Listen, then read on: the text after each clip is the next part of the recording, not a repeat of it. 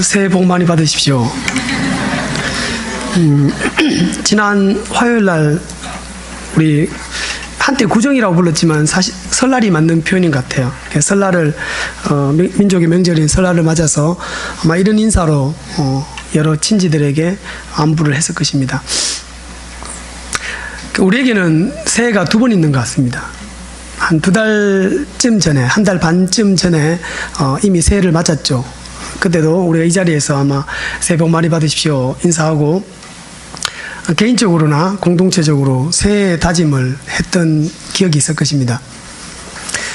이번 설을 맞으면서 저 개인적으로는 한 달 반쯤 전에 했던 새해 다짐을 다시 할 수 있는 기회가 되었던 것 같습니다. 혹시 한 달 조금 지나면서 새해 다짐이 흐려지거나 아니면 어느덧 옛날의 그 타성, 관성으로 돌아가서 자기도 모르게 다짐은 없어지고 옛날의 모습대로 살아가는 모습을 점검하면서 다시 새해를 맞이하는 기분으로 새롭게 시작하는 그런 날이 되었던 것 같습니다.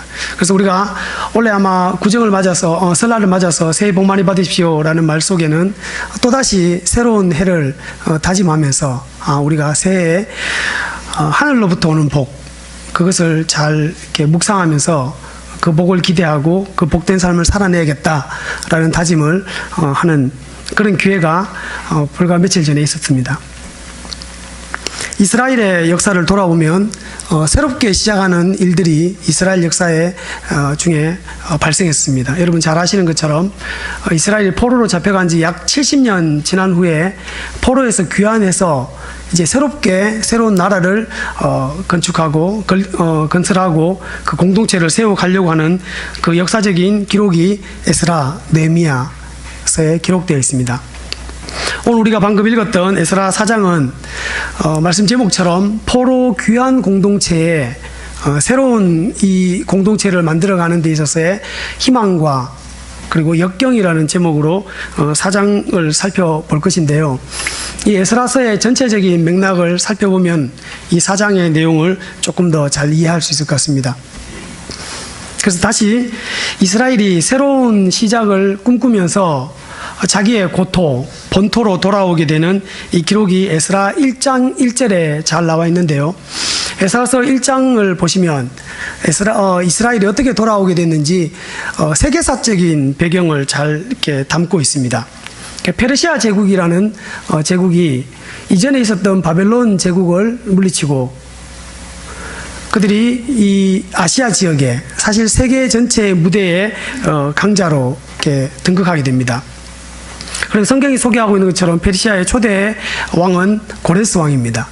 이 고레스 왕이 왕으로 이렇게 페르시아 제국의 왕으로 등극하자마자 그가 이전에 제국들이 펼쳤던 정책과는 전혀 다른 정책을 펼치게 됩니다. 이전의 정책들은 바빌로니아 정책 같은 경우에는 굉장히 억압하는 정책이었습니다. 민족을 이렇게 억압하고 나중에 설명드리겠지만 이스라엘 민족뿐만 아니라 여러 민족들을 섞어서 혼합시켜버리는 그런 정책도 마다하지 않는 억압 정책을 펼쳤다면 페르시아 제국은 이 고레스 왕은 유화 정책을 펼쳤습니다. 그래서 페르시아 왕이 등극하자마자 페르시아 전역에 펼쳐져 있는 약 127개의 도에 흩어져 있는 포로로 끌려온 자들이 자기의 고토와 본토로 돌아갈 수 있도록 기회를 허락해 줍니다. 그리고 돌아갈 뿐만 아니라 그 당시에 이스라엘이 바벨로니아 제국, 지금에 있는 페르시아 제국의 이전의 제국에 속했던 그 바벨로니아 제국으로 포로로 백성들이 잡혀오고 그리고 고대 전쟁은 인간들의 전쟁만이 아니라 사실상 천상의 전쟁이었기 때문에 인간 포로로 잡아오지만 그 전쟁에서 패배한 그 나라의 신도 사실상 포로로 잡아갑니다. 그래서 신들을 그 제국의 포로로 잡았던 신들도 돌려보내어서 자기의 고토에서 신전을 짓게 하는 그런 유화 정책을 파격적으로 펼쳤습니다. 그 배경이 에스라 1장에 자세히 나와 있습니다. 우리 1장을 한번 살펴보시겠습니다.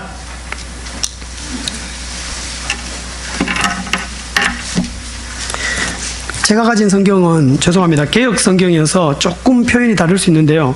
앞에 성경을 펼쳐서 한번 확인해 보셨으면 좋겠습니다. 1장 1절부터 한번 보시겠습니다. 바사왕 고레스 원년에 여호와께서 예레미야 입으로 하신 말씀을 응하게 하시려고 바사왕 고레스의 마음을 감동시키심에 제가 온 나라에 공포도 하고 조소도 내려 가로되.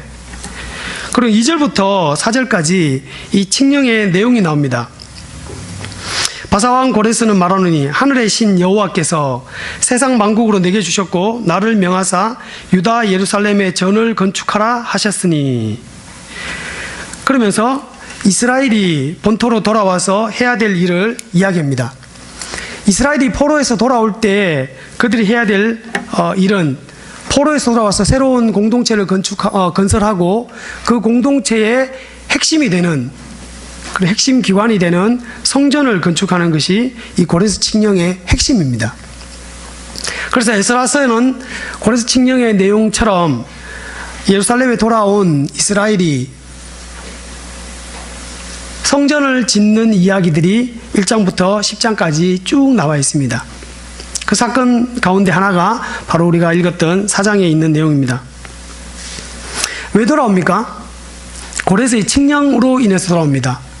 사실상 고레스의 칙령에 나와 있는 이 고레스의 표현은 굉장히 생소하고 엉뚱한 표현입니다.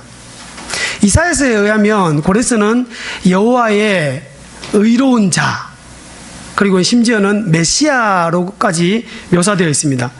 그러나 세계사적으로 살펴보거나 그리고 그 당시의 정황을 살펴보면 고레스가 하나님을 믿었다, 여호와신을 섬겼다라고 볼 수 있는 근거는 없습니다. 페르시아의 제국, 페르시아는 오늘날 이란, 이라크 오른쪽 편, 인도 방향으로 있는 이 이란의 옛 지역을 페르시아 지역입니다.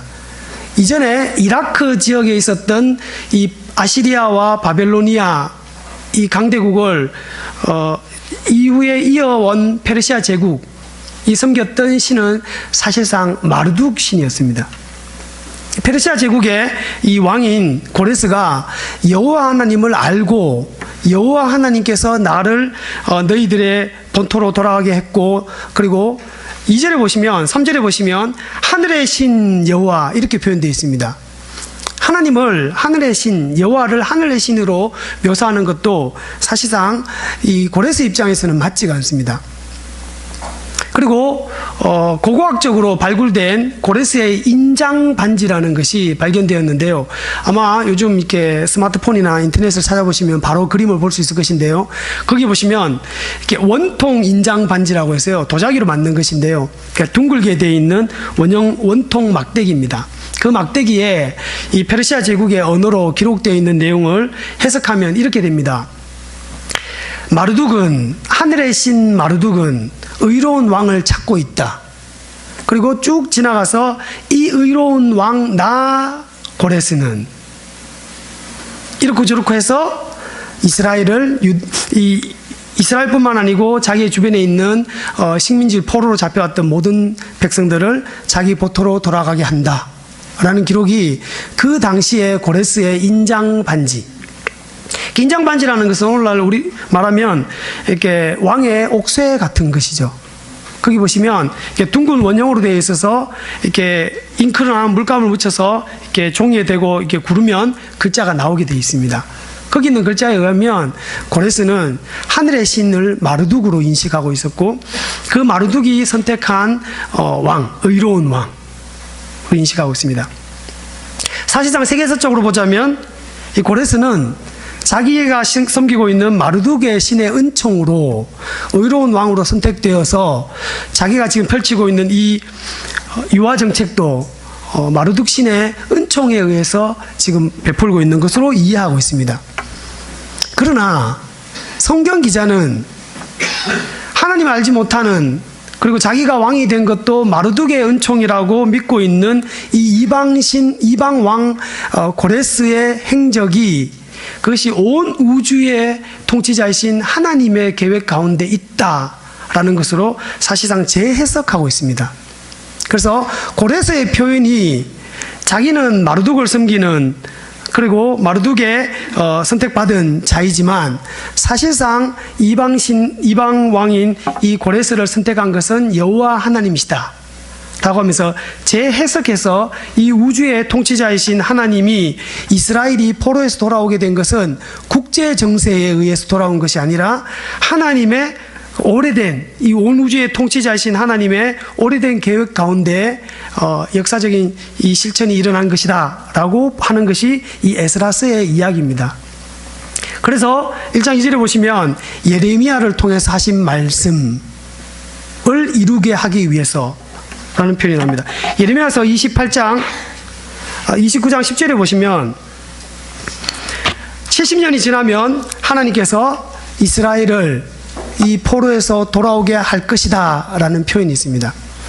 여기서 70년이라는 것은 정확히 70년이라는 해로 계산할 수도 있지만 사실상 70이라는 숫자는 히브리인들이 완전한 숫자인 7과 완전한 숫자인 10을 곱해서 나온 70입니다. 완전한 포로에 들어갔다가 완전하게 이스라엘이 멸망당하고 난 뒤에 그들을 하나님께서 회복시켜서 돌아오게 할 것이다.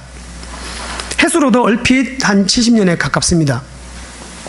그래서 하나님께서 이스라엘이 역사 가운데서 하나님이 자기의 백성인 이스라엘을 멸망시켰다가 그들을 포로로 잡혀가게 하시고, 그리고 심지어는 하나님의 상징, 이스라엘 가운데 있는 예루살렘 성전 안에는 신상이 없기 때문에 느부갓네살 왕이 이 신상을 이렇게 잡아갈 것이 없으니까 이 언약궤와 그리고 성전에 있는 기명들을 마치 신상인 것처럼 해서 이렇게 잡아갑니다. 포로인 것처럼 해서 가져가게 되는데, 그렇게 해서 하나님 본인도 사실상 상징적으로 잡혀가시고, 그리고 이스라엘도 포로로 잡혀가게 해서 완전한 멸망 후에 하나님께서 다시금 이스라엘이 본토로 돌아와서 새로운 시작을 하게 하겠다라는 것을 이 에스라를 통해서 자세히 보여주고 있습니다.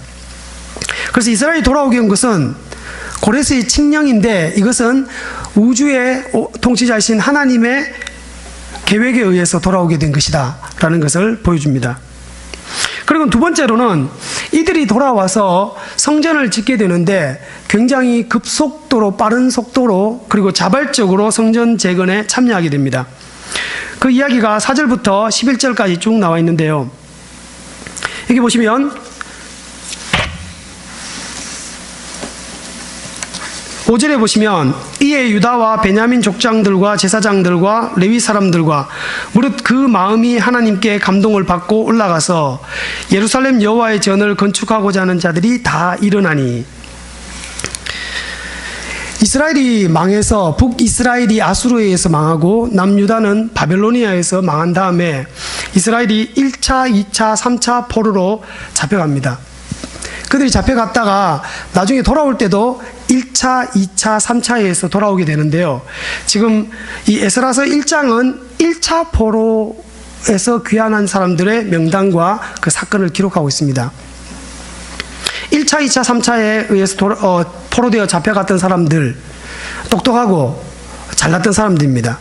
그들이 아시리아, 그리고 바벨론 제국, 그리고 페르시아 제국에 이르기까지 그들이 정착해서 70년간 살았을 동안에 역사가 요세푸스에 의하면 고레스의 칙령에 의해서 돌아가라 라고 하고 너희들이 이제 포로에서 놓아주겠다 라고 했음에도 불구하고 돌아온 자들이 많지 않습니다.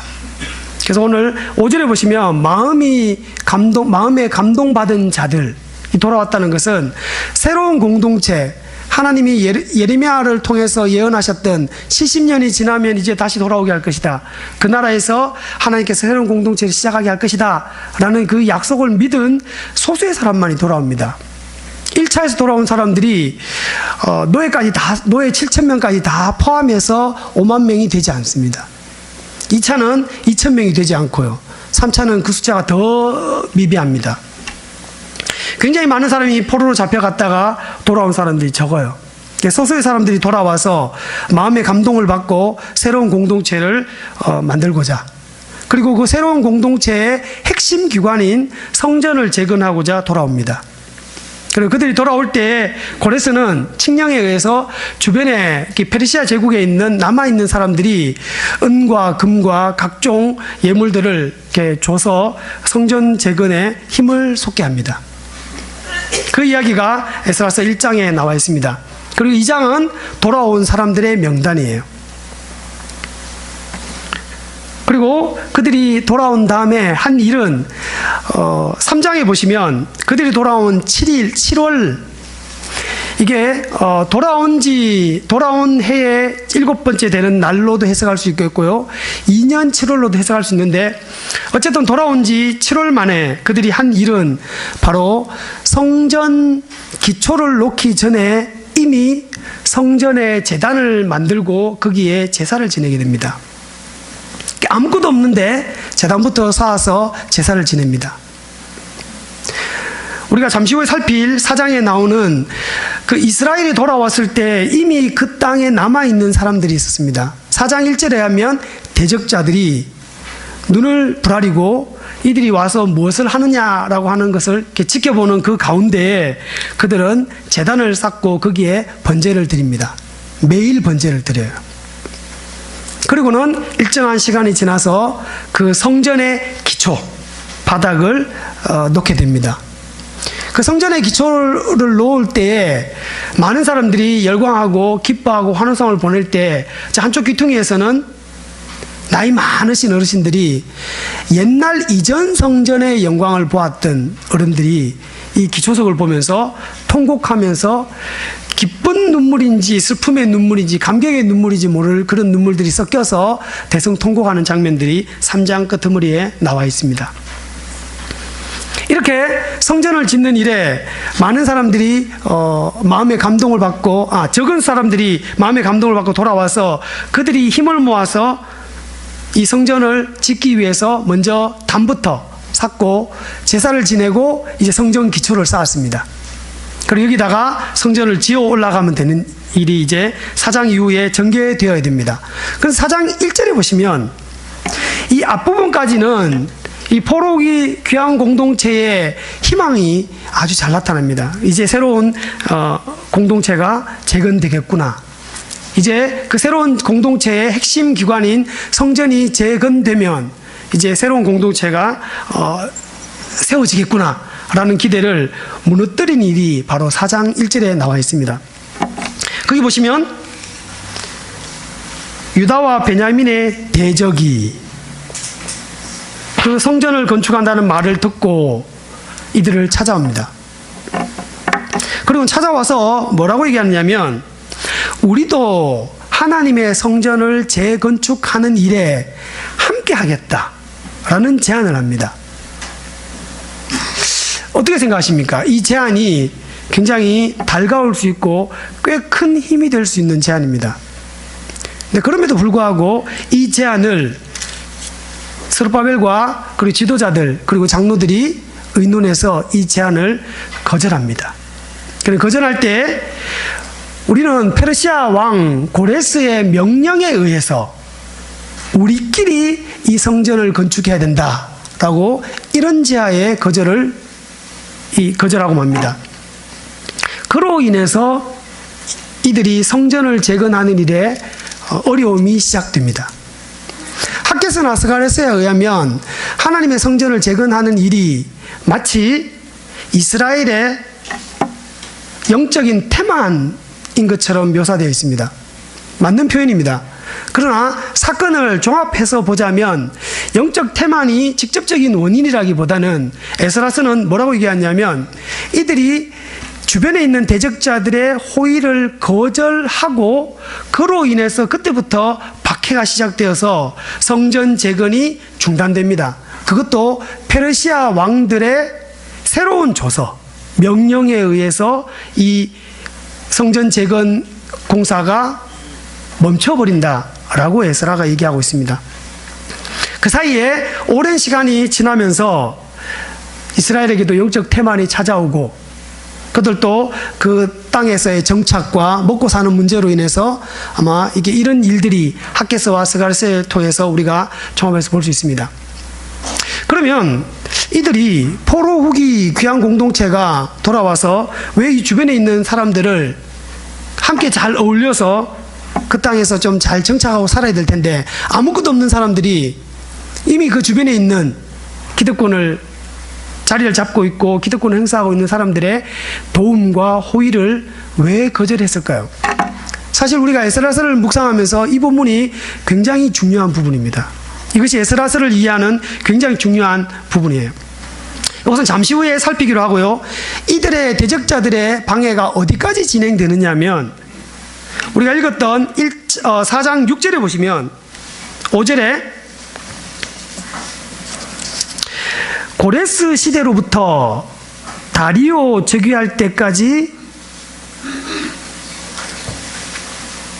고위 관리들에게 뇌물을 바쳐서 방해합니다.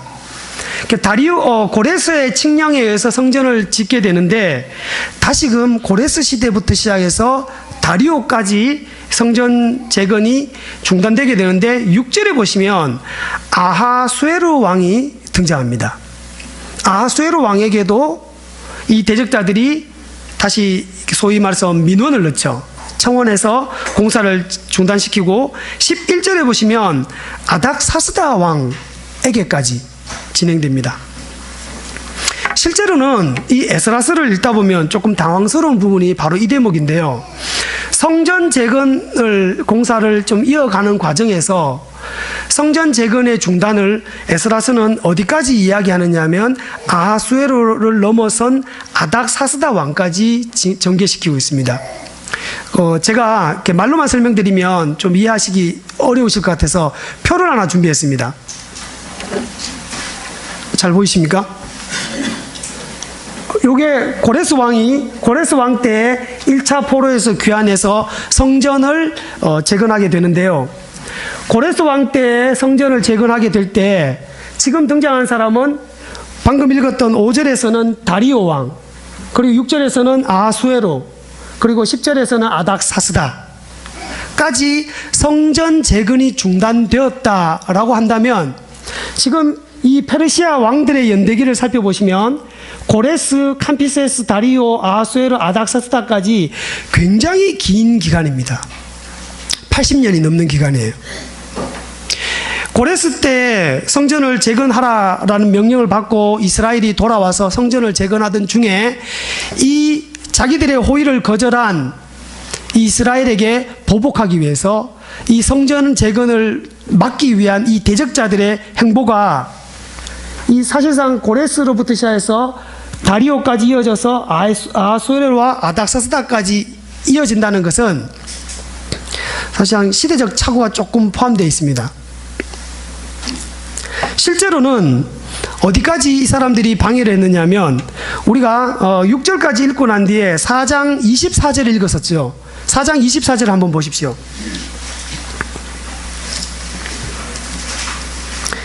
이에 예루살렘에서 하나님의 성전 역사가 그쳐서 페르시아 왕 다리오 제2년까지 이르니라.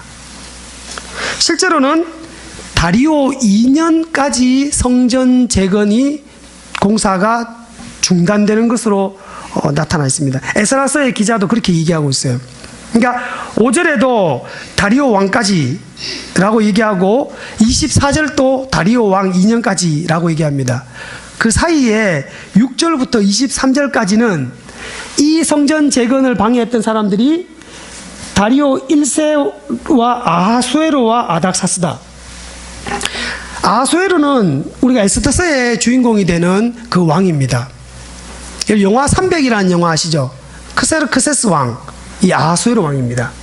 성경에 아하수에로 왕이 등장하지 않는 이유는 지금 이 본문 딱 이 4장 10절과 6절과 그리고 에스더서에만 등장하는 이유가 뭐냐면 페르시아 제국의 역사를 보면 이 아하수에로 왕 때에 그리스와의 전쟁, 이집트의 반란, 그리고 정복되었던 이 바벨로니아의 반란을 제압하기 위해서 사실 바빴습니다. 굉장히 바빠서 이 서쪽, 자기 제국의 서쪽에 있는 이 유다 지역에 있는 여기에 간섭할 기회가 별로 없었던 것입니다. 그리고 이 모든 반란을 잠재우고 난 뒤에 비로소 이 아닥사스다 왕이 이 서쪽에 있는 변방의 지역을 강화시키려고는 목적으로 예루살렘 성벽을 재건하는 일에 느헤미야를 시켜서 성벽 재건을 돕게 합니다. 아까 앞에서 말씀드린 것처럼 이 이방 왕 고레스나 아닥사스다 모두 그들이 유화 정책을 펴는 이유는 한 가지입니다. 자기 나라 이익을 위해서예요. 고레스가 유화 정책을 펼쳐서 자기에게 오는 각종 세금, 그리고 이 나라가 워낙 크기 때문에 이 나라를 안정되게 이끌어가기 위해서는 유화 정책이 좋았던 것이죠. 아닥사스다 때도 느헤미야를 통해서 성벽을 재건하게 하는 일도 바로 앞에 있었던 자기 아버지 아하수에르와 왕후 와스디, 에스더 왕비 이전에 있었던 폐위되었던 와스디 사이에서 태어났던 왕이 아닥사스다 왕입니다. 이 아닥사스다가 왕이 되어서 그가 이 모든 반란을 이렇게 잠재우고, 그리고 이 주변에 있는 변방 나라들을 강화시키는 방법이 바로 그 당시에 이 서쪽에 있는 변방이었던 이 예루살렘 성을 다시 한번 이렇게 재건해서, 성벽을 재건해서 군사적인 강화를 하려고 하는 목적입니다. 그때에 이 타이밍이 절묘하게, 그 역시 우주의 통치자이신 하나님이 이방 왕들의 그 어떤 정치적이고 군사적인, 경제적인 이익을 이용하셔서 예루살렘의 성벽을, 무너진 성벽을 재건하게 하죠.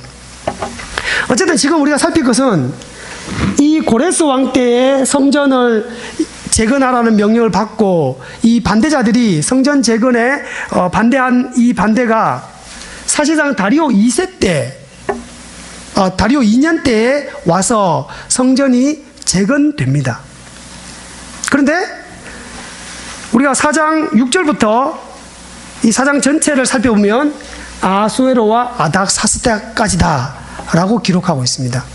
성경 기자의 착오라기보다는 이것은 우리가 에스라와 느헤미야는 원래 한 권이었습니다. 에스라와 느헤미야서를 읽으실 때 에스라 느헤미야를 함께 읽으시면 좋습니다. 느헤미야서에 에스라가 등장하고 있어요.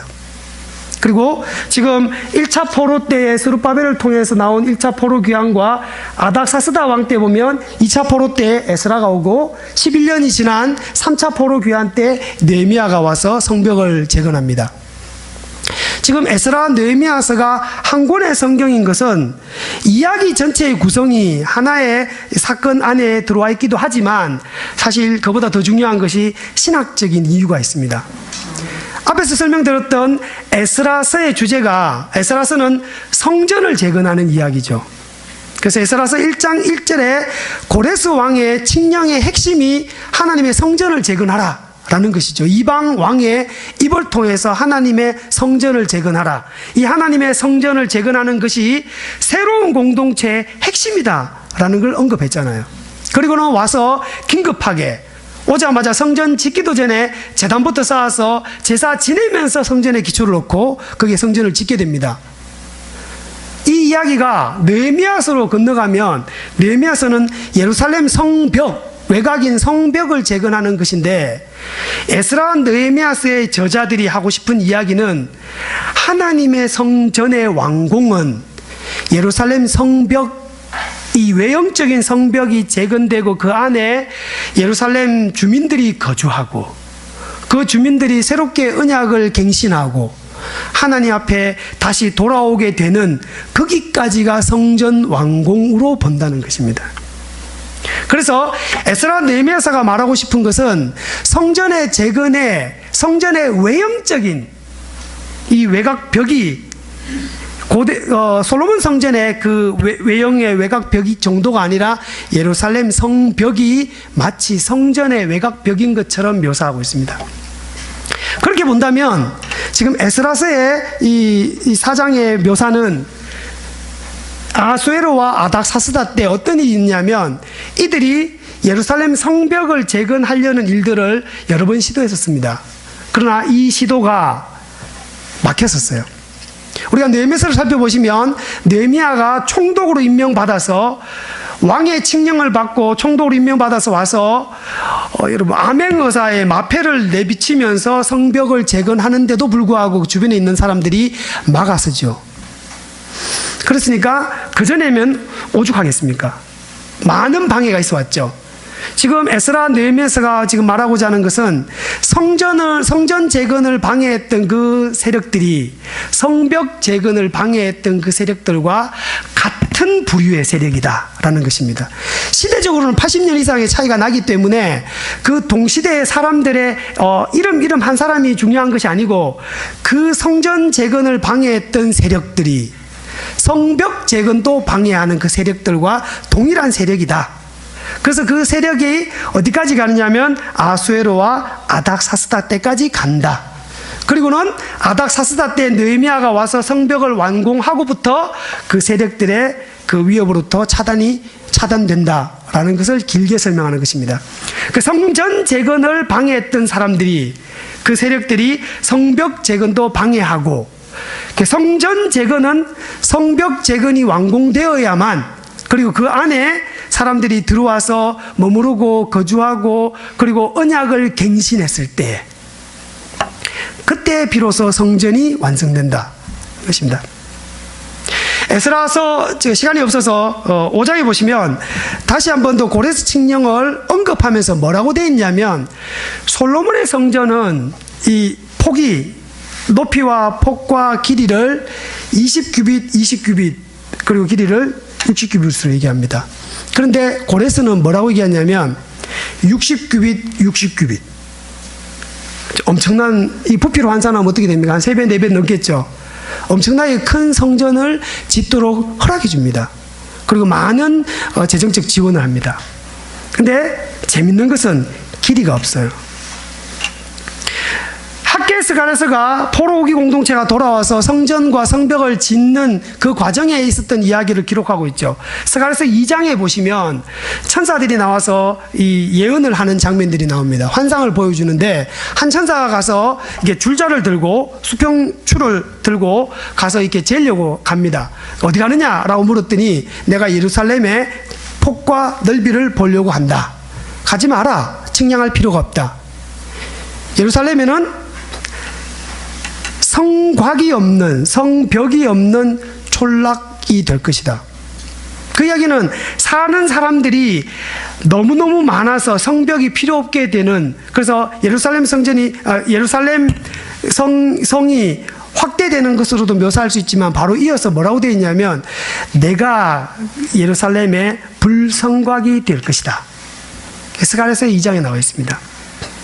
에스라 느헤미야서와 스가랴서를 다 이게 종합해 보면 지금 이스라엘 백성들이 포로에서 돌아와서 그들이 성전을 짓고 그리고 성전에 확대되어 있는 이 성전이 뭐냐라는 것을 굉장히 중요하게 언급하고 있어요. 성전은 그동안에는 건물로서의 기능만 얘기했지만 이제 포로에서 돌아온 이 공동체가 모여서 언약을 갱신하고 그리고 에스라와 느헤미야서의 공이 중요한 개혁이 어떻게 나타났냐면은 율법을 새롭게 하는 것입니다. 에스라는 아론의 직계 후대손임에도 불구하고 대제사장의 역할을 하는 것이 아니라 율법을 통해서 갱신하는 일을 합니다. 하나님의 말씀. 그러니까 성전의 핵심이 이제 제사가 아니고 말씀이다라는 것이에요. 그것을 이 성전의 범위가 예루살렘 성벽으로까지 확대되어서 에스라 느헤미야서가 하고 싶은 말이 뭐냐면 예루살렘 공동체에 살아가는 모든 사람이 하나님 말씀에 집중해서 언약의 말씀대로 살아가면서 그것이 하나님의 성전 공동체다라는 것을 말하고자 하는 것이에요. 이러한 때에 이러한 원대한 꿈을 갖고 이스라엘이 돌아와서 포로에서 돌아온 사람들이 성전을 지으려고 할 때 주변에 있는 나라 사람들이 주변에 있는 기득권을 가진 사람들이 와서 도와주겠다라는 이 호의를 거절한 것이죠. 그리고 이 호의의 거절한 대가가 아주 혹독했죠. 그러면 왜 이들이 이 호의를 거절했는지를 우리가 다시 되물어야 됩니다. 열왕기 하를 보시면 죄송합니다. 그냥 바로 4장 이들의 자기 정체를 이렇게 밝히고 있습니다. 4장 2절을 함께 읽어보겠습니다.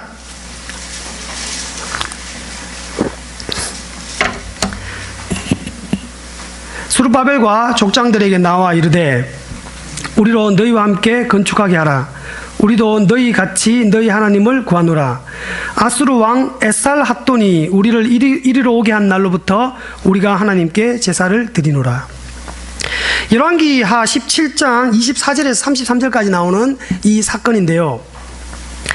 바빌로니아에 의해서 망한 이 유다가 망하고 난 뒤에 그 아수르와 바빌로니아의 정책은 억압 정책이라고 말씀드렸죠. 그래서 모든 식민지의 나라들의 백성들을 섞어버립니다.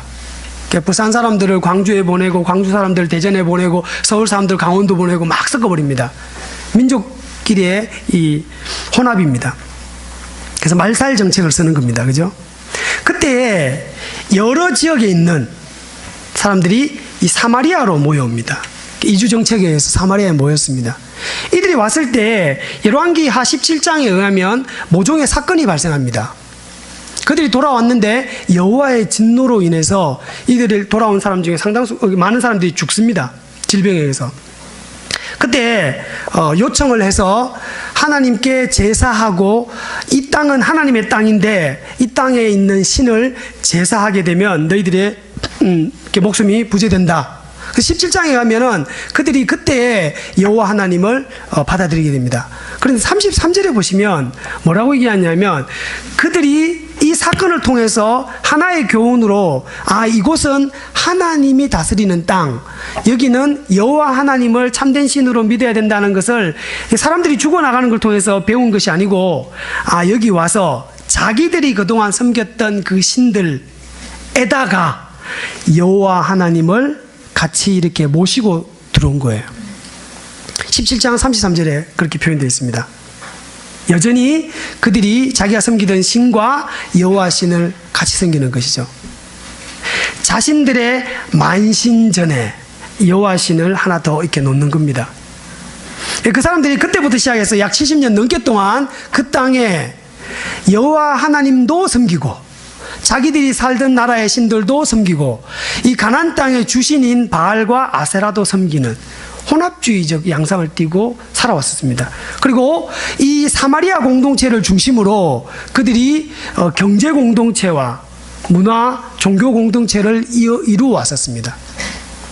사마리아 중심의 종교 공동체와 경제 공동체가 왕성한 시장이 형성된 것이죠. 그때에 예루살렘에 적은 숫자가 와서 이 예루살렘을 이렇게 다시 재건하려고 할 때에 이 사람들이 생각하는 게 있었습니다. 역사적으로 예루살렘은 하나님의 성전, 하나님이 성전이 들어서고 나면 이 이스라엘 공동체는 하나님을 섬기는 그런 공동체로 만들어질 것입니다.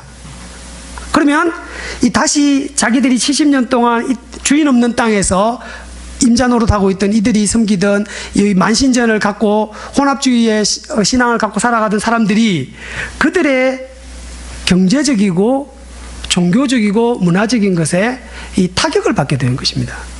그래서 이들이 와서 재건하려고 할 때 와서 모종의 작전을 펼치죠. 이 작전도 우리가 너희들의 신을 인정하고 너희들이 잘 정착하는데 돕겠다라는 뜻이 아니라 이미 기존에 있던 자기들의 질서 속으로 편입시키려고 하는 것이 주된 목적입니다. 여전히 사마리아 중심에, 여전히 다문화, 다종교, 다신앙, 혼합주의적 신앙에 이스라엘에 들어와서 예루살렘 성전을 지은 그들이 자기의 몫을 여기 넣어서 자기의 몫을 나중에 요구하게 되죠. 그래서 거대한 경제 공동체에 편입시키려고 하고, 거대한 이 자기들의 혼합주의적 종교 공동체에 편입시키려고 하는 의도가 거기에 깔려 있었습니다. 제가 시간이 없어서 우리가 자세히 살필 수 없겠지만 열왕기 상하를 살펴보시면 이스라엘이 왜 멸망했는지를 보여주는 게 열왕기 상하입니다. 열왕기 상하가 언제 기록되었느냐 하면 이스라엘이 포로로 잡혀가 있는 동안에 기록이 되어 있어요. 왜 우리가 포로로 끌려왔느냐 하는 것에 대한 답을 주는 것이 열왕기 상하입니다. 열왕기 상하의 내용을 보시면 열왕기 상하가 약 400년 넘게 동안에 펼쳐지는, 열왕기서가 400년 넘는 기간의 역사 동안에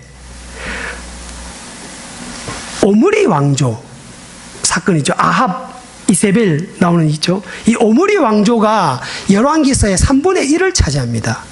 열왕기 상의 후반부부터 그 중후반부부터 시작해서 열왕기 하의 상반기까지 이 아합 왕조는 이스라엘이 바알 신앙, 이스라엘의 바알 신앙을 여지없이 드러내는 것이죠.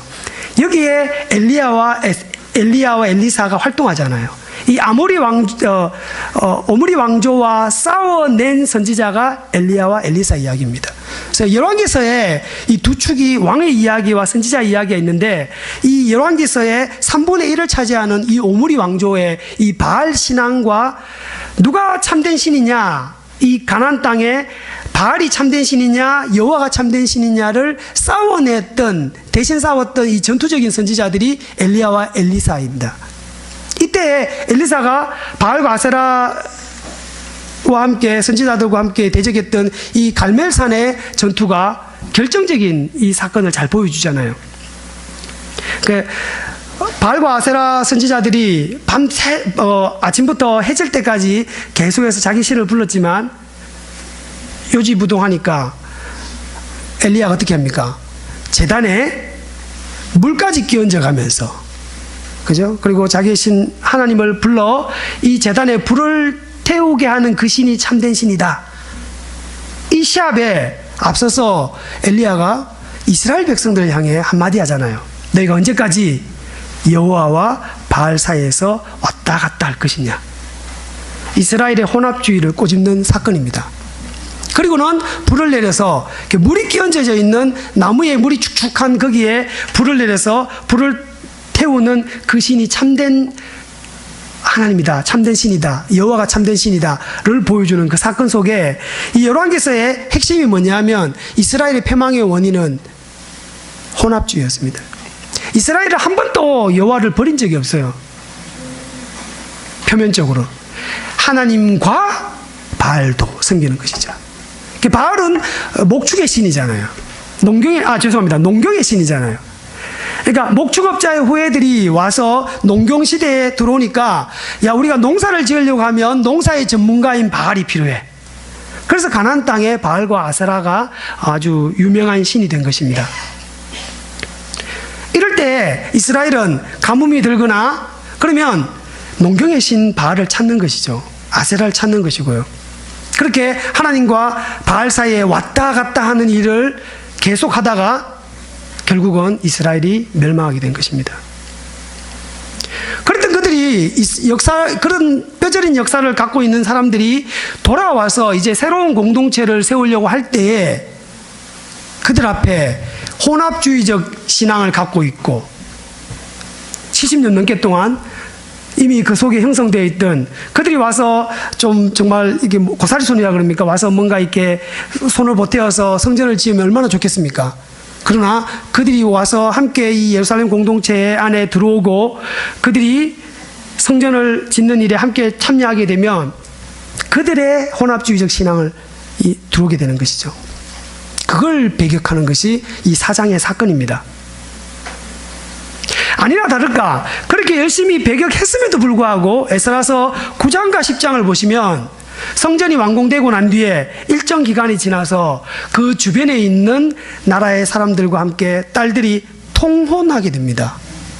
그때 에스라가 대성 통곡하면서 회개기도 하고 이스라엘을 대각성시켜서 통혼한 자들의 명단을 발표하고 이제 그동안에 결혼했던 이 부인과 심지어는 그 사이에서 낳은 아이들까지 다 돌려보내게 되는 사건이 에스라서 마지막 부분인 10장의 사건입니다. 그렇게 놓고 보면 이 4장에서 이 이스라엘이 이 공동체를 새롭게 하기 위해서 왔는데 혼합주의적 신앙을 갖고 있는 사람들을 배격해야 되는 이유는 더욱더 명백해지죠. 그래서 이스라엘은 그들을 단호하게, 우주마이들 말하면 단호하게 이 혼합주의의 신앙을 배격하게 된 것입니다. 제가 앞에서 우리가 설을 맞이해서 새해 복 많이 받으십시오 인사드리면서 새해를 맞이해서 우리가 다짐해야 될 것들이 아마 여러 가지 있겠지만 제가 원래 꼭 함께 좀 다짐했으면 좋겠다 싶은 것이 우리 속에 들어와 있는 혼합주의적 신앙의 모습은 뭐가 있는지 좀 잘 살펴보셨으면 좋겠어요. 지난 시간에 제가 잠깐 우리 장로님도 기도해 주셨지만 우리 설 때에 선배들의 역할, 그죠? 인생의 선배들의 역할이 무엇인지를 다시 되새겨보셨다는데, 제가 지난주에 말씀드렸잖아요. 선배들이, 후배들이 가야 될 길을 잘 보여주셨으면 좋겠습니다. 하시는 말씀과 하시는 행동들, 이 모든 일상 언어로 펼쳐지는 모든 신앙적 가치들이 저 후배들에게 귀감이 될 수 있도록 잘 해주시면 우리 후배들도 잘 따르겠습니다. 아마 대부분이 선배들이실 거예요. 여기 계신 분들이 다 밑에 자녀들뿐만 아니고 어린 동생들이나 후배들이 다 있죠. 여러분 모두가 선배시니까 우리가 신앙의 귀감을 일상의 언어와 일상의 행동으로 좀 잘 드러냈으면 좋겠습니다. 그래서 기왕이면 다홍치마는 없다라고 말씀드렸잖아요. 좋은 게 좋은 것이다 라는 것은 없습니다. 기왕이면 다홍치마라고 한다면 이 포로에서 돌아온 귀한 공동체들은 당연히 그 주변에 있는 사람들의 도움을 받아야죠. 힘이 없잖아요. 사마리아의 세력들을 힘입어서 그 공동체를 세워가야 됩니다. 성전뿐만 아니고 성벽 재건도 방해받았잖아요. 성벽을 쌓아야 그 자기들의 안녕을 보장할 수 있는데 그들의 도움이 절실히 필요하잖아요. 그러나 그들의 도움을 여지없이 차단시키고 스스로 힘들고 어려운 길을 갔습니다. 왜요? 혼합주의를 배격하기 위함입니다. 혹시 우리가 살아가면서 우리 가운데 하나님 신앙, 여호와 신앙만으로 좀 부족해서 혹시 우리도 알게 모르게 여호와 신상을 모시고 그 어느 한쪽에 만신전처럼 돈신, 경제적인 부분, 교육적인 부분, 그리고 뭐 명예적인 부분, 부동산, 뭐 각종 여러 가지 것들, 혹시 그것이 만신전의 구석구석에 있지는 않습니까?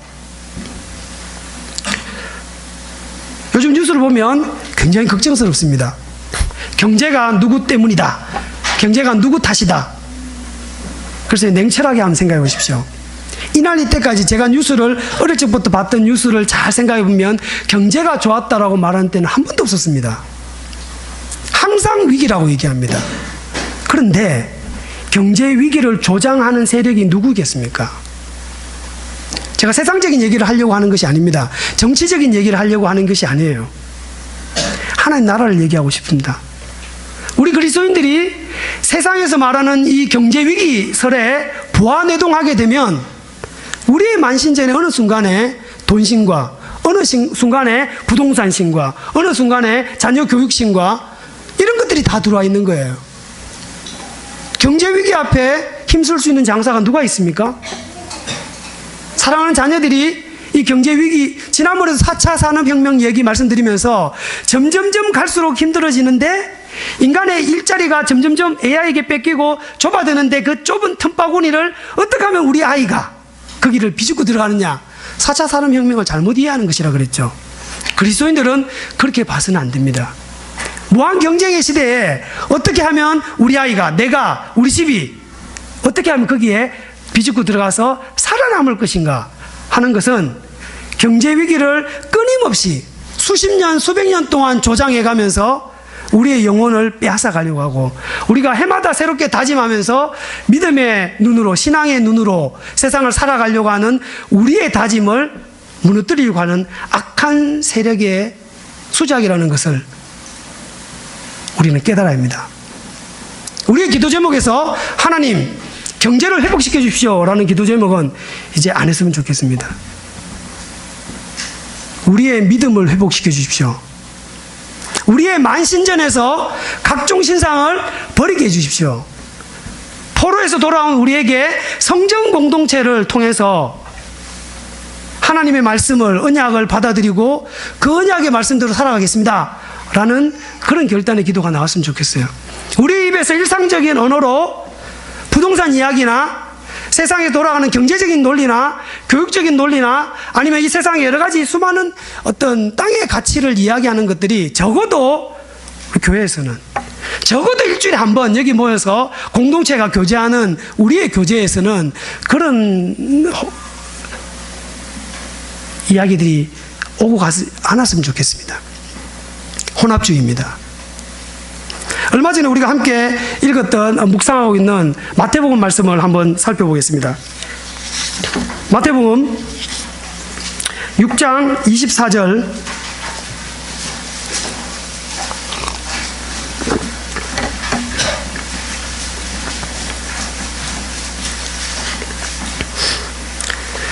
우리 함께 읽겠습니다.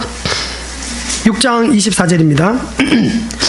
한 사람이 두 주인을 섬기지 못할 것이니 혹 이를 미워하고 저를 사랑하거나 혹 이를 중히 여기고 저를 경히 여김이라. 너희가 하나님과 재물을 겸하여 섬기지 못하느니라. 아멘. 예수님의 경고입니다.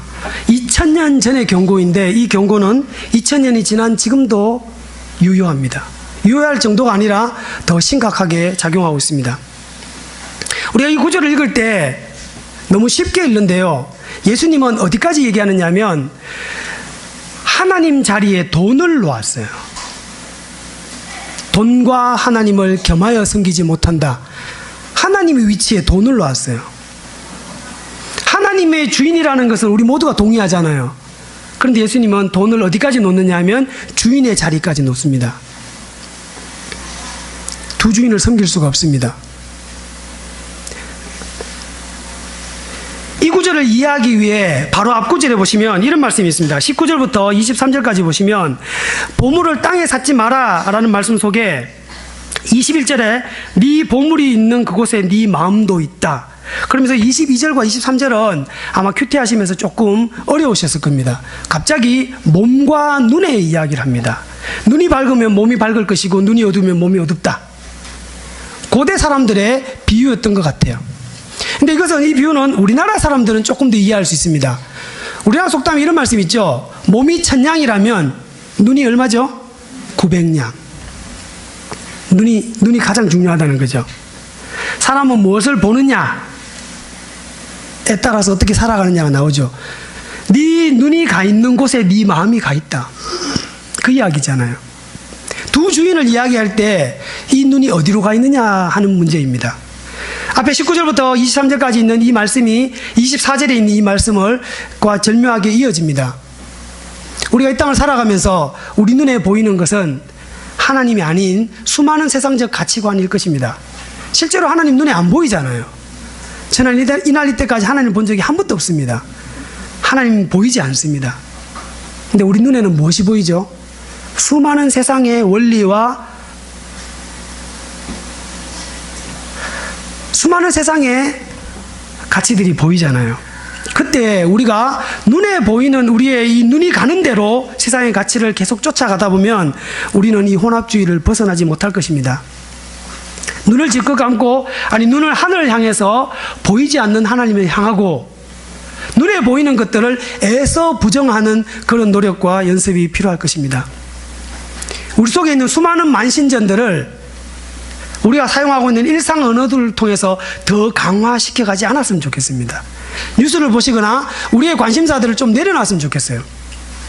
비근한 예 한 가지만 들고 말씀을 마치겠습니다.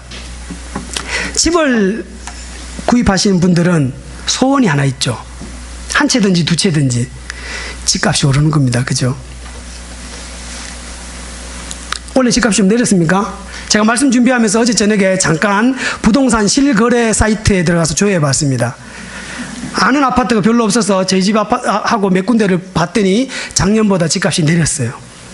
뉴스에서 말하는 게 사실이더라고요. 거의 안 들어가기 때문에 잘 모르는데 작년에 봤더니 제법 비쌌던 때가 있더라고요. 다들 그렇게 하죠. 이때 팔고 집값이 내렸을 때 사고 그렇게 해야 되는데 두 채, 세 채 사서 그건 부동산 투기니까 그렇지만 한 채는 이렇게 해서라도 좀 부풀려 나갔으면 좋겠다 소원하잖아요.